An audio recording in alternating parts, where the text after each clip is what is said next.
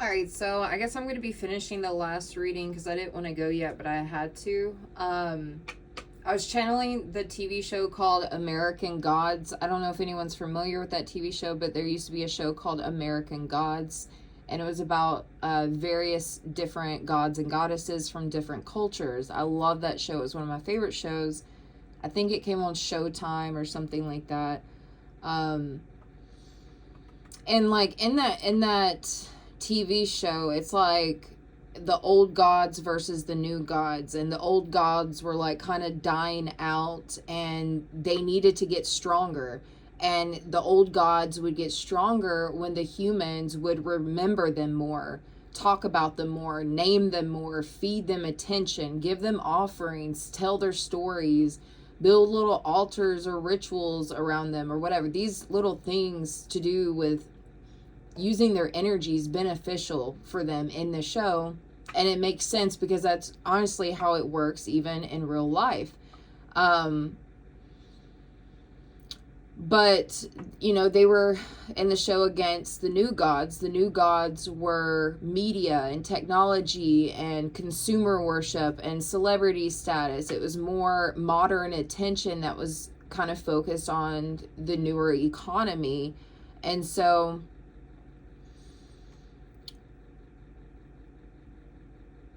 if I don't know, again, I don't know if anyone's familiar with that show, but you guys could be someone that, you know, this is going to be a part 2 to the video I just did, but you could be someone who sell, like, say you sell like Aphrodite bath salts, or because I was about to say Thoth. Maybe you sell like incense dedicated to Thoth. Maybe you sell Aphrodite bath salts. Maybe you're a tarot reader that channels certain deities. Maybe you're a practitioner. Maybe you sell merch or something that has to do with, you know, polytheism, or even angels or something, saints, I don't know. But you guys could be someone that where your voice or your creative abilities or your skills or something is able to tap into certain energies, and it does help give them more power. And if you think of it in the way of like an egregore works the same way. So that's what I wanted to touch back on in this part 2. I'll link part number 1. I'll pin it in the comments down below. All right, so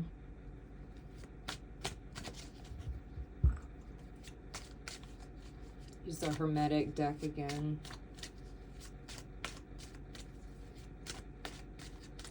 But yeah, someone could be acting like you're shallow or something if you integrate your ability, skill sets, or creative side or technology with, you know, gods or goddesses or things like that, angels, saints.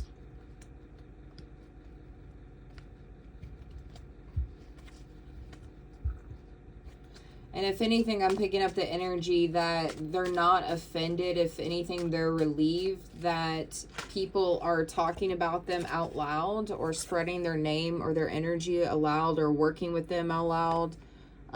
We have the Knight of Cups.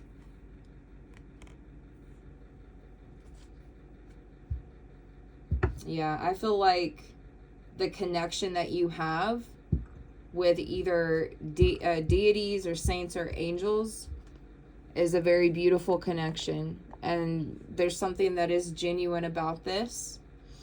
And it's not to say that there's, I do want to make it clear that there are manipulative people in spirituality. There's manipulative people in spirituality and religion and witchcraft and the occult. You're going to find manipulative people in every aspect of life. And that's just unfortunately how it is. So I definitely don't want to disregard, you know, certain situations. But it's like somebody, again, could be on some kind of like high horse, or moral high horse, or competitive high horse, or something. Okay.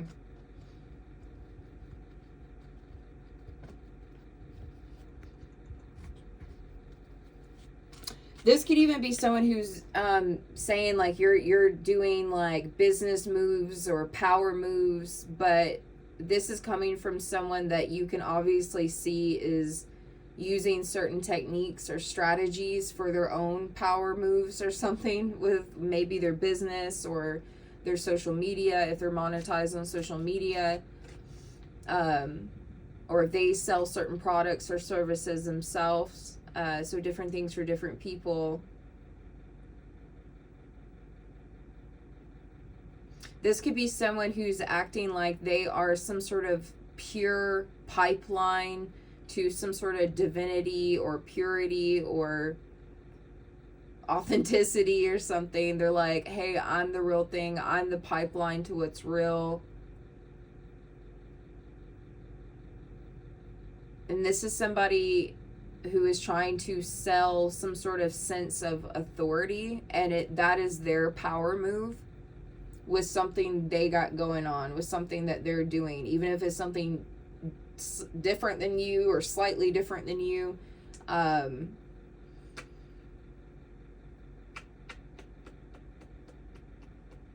But yeah, ethics and your intentions and being respectful is what matters the most with your pathway. And I feel like with the Knight of Cups, you guys are definitely very respectful and however you go about things, even if other people don't want to see that or they choose not to see that, or if someone's judging you based on surface level things without getting to know you or knowing the full details about what you're doing or what you're creating, etc.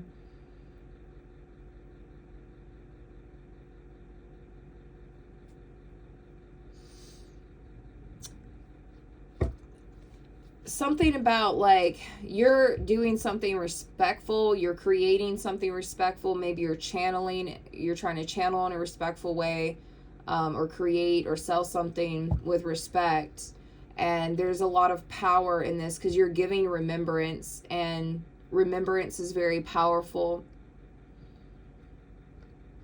And you're actually a specific form that's keeping the old names or old things alive, or old deities or angels, saints. You guys are help keeping these things alive.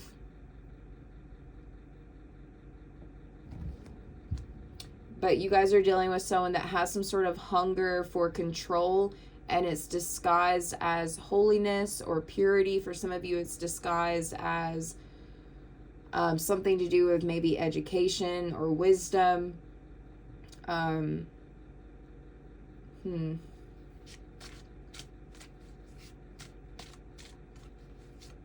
Yeah, the new gods are powerful. And American gods, the new gods are powerful because they have attention, they have followers, they have modern day devotion techniques in that show.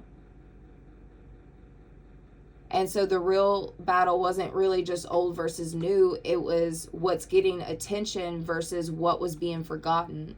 And a lot of you guys are bringing attention to things that have been forgotten, things in the past, things in history, maybe things that are ancient. And you could be doing this in your own unique, modern type of way.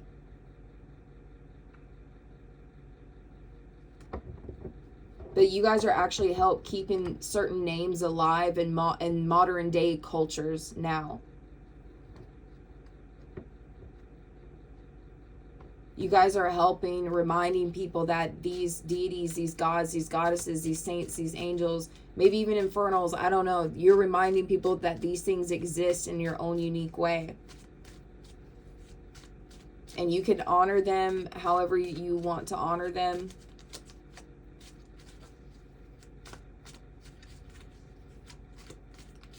But your intention matters, and I feel like you guys have good intentions.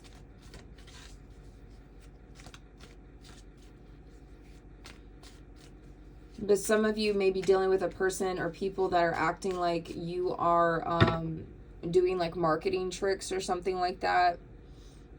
But these modern services, these modern items can very much be devotional, and they are.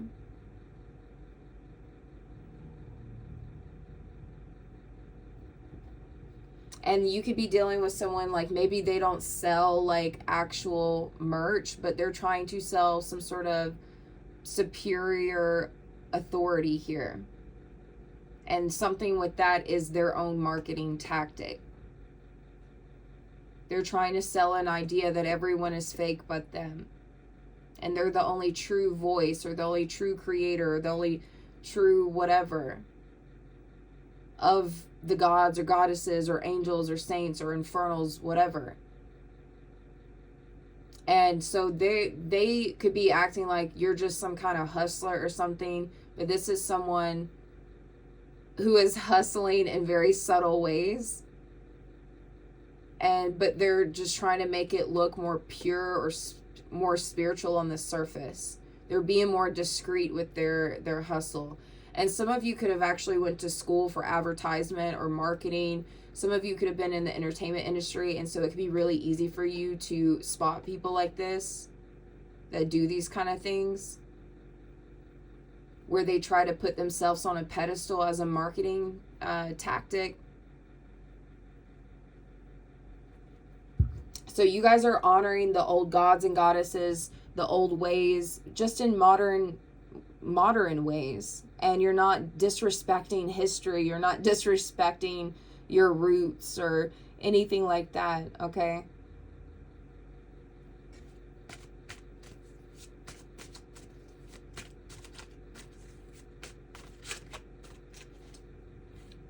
And then we have the moon. Yeah, I feel like somebody could be trying to like expose you, but it ends up just kind of exposing them. Like someone trying to call you out or expose you ends up just doing that to them.